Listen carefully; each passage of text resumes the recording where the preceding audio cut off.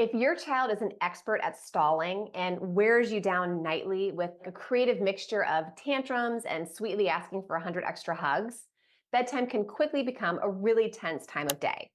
Tense, frustrating, and a major time suck. But there's a simple tool that you can use to break through this tension and move bedtime along quickly: laughter. Let me show you 5 ways that laughter can really help.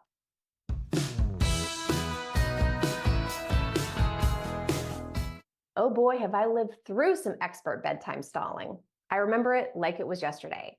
For my daughter, her stalling centered around reading. She would always ask, after we read our 2 books, she would always ask, just one more book, mommy. And then when I said no to that, she'd say, just one more page, just one more page. And inevitably, I would give in and just read one more page. But guess what?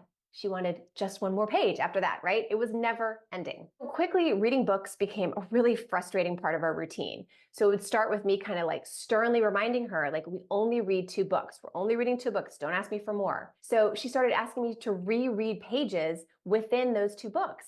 I mean, she was really crafty and like relentless. So you can see how that became really frustrating. So when it came to reading, my anxiety levels were rising and she was really feeding off of that.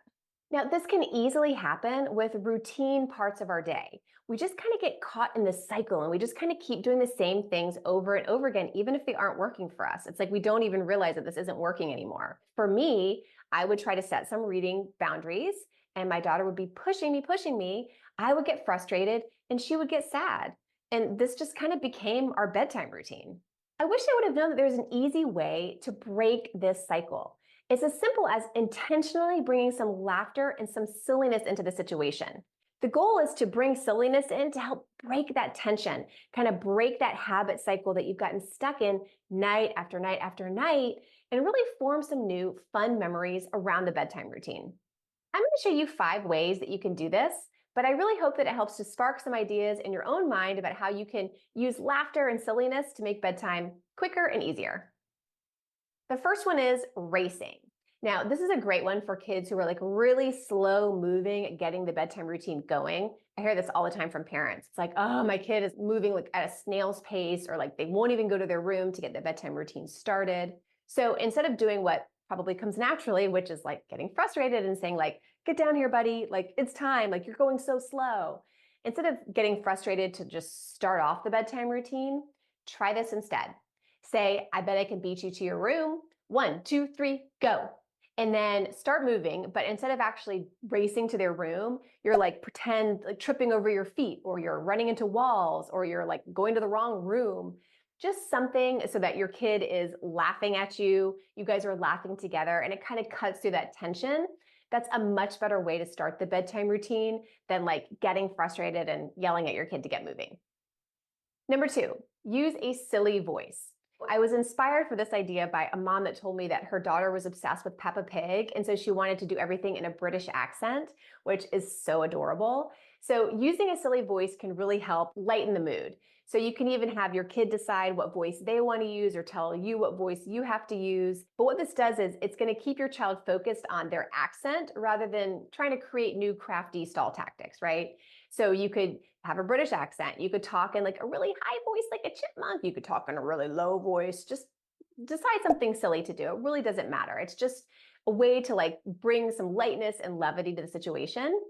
And if your child really struggles with reading books, like my daughter did, that was her go-to stall tactic, you can offer to add in an extra book, but you only will read it as a speed reader. So you're just like zipping really fast through the book, just to keep you guys laughing and have like a cute, enjoyable moment.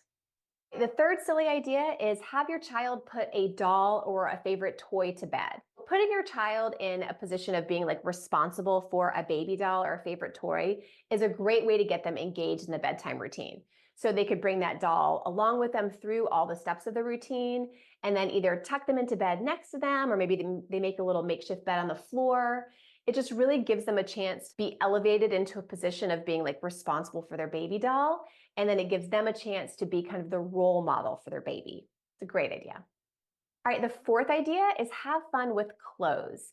Now, I know a lot of kids struggle with PJs. I hear this all the time because it's usually like the first part of the bedtime routine, and they know that the day is going to be over soon. So a lot of kids can really be resistant to this step in the bedtime process. So change it up.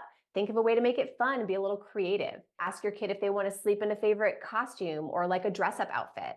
Or maybe they want to sleep in like one of mom's t-shirts as like a nightgown. Or maybe they want to sleep in their own PJs, but they want to put them on backwards.